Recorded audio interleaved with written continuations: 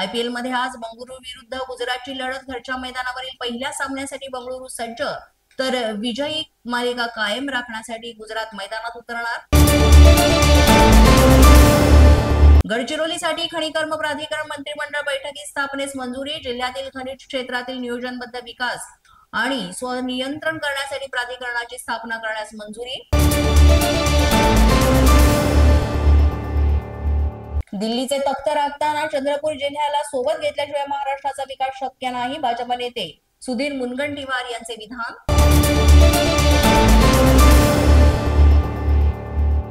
राज्यातील कंत्राटदारांचे हजारो कोटी थकल्यानंतर आता नवीन कामांसाठी नियमावलीची जाहीर.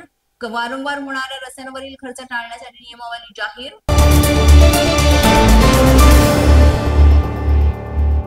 महाराष्ट्रातील उद्योग इतर राज्यात स्थलांतरित होऊ नयेत यासाठी राज्य सरकारचा नवीन वीज धोरण.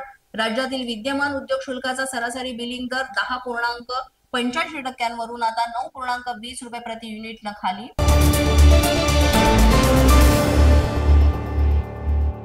सातारा शहरात जर्मन टेक्नॉलॉजी वापरून बनवलेल्या रस्त्याचं मंत्री शिवेंद्रराजे भोसले यांच्या हस्ते लोकार्पण.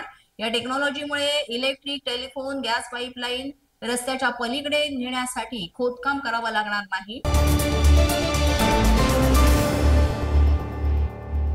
900हून अधिक आवश्यक औषधांच्या किमतींमध्ये 1.74% वाढ. हृदयरोग, मधुमेह आणि इतर काही आजारांवरील औषधं महागली.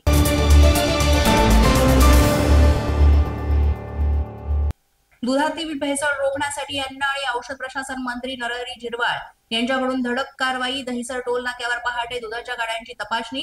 3 गाड्यांमधून दुधाचे नमुने संकलित. भेसळच्या तपासणीसाठी प्रयोगशाळेत दिले नमुने.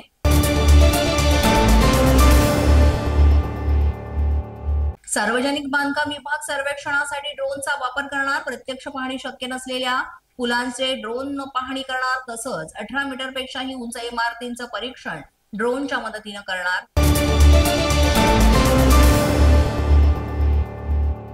राज ठाकरेंच्या मराठीबाबतच्या मुद्द्यावर मनसे कार्यकर्ते आक्रमक.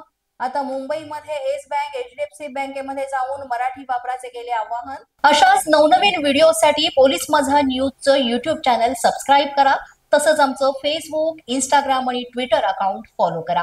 अधिक माहितीसाठी आमच्या www.polismazhanews.com या वेबसाईटला भेट द्या.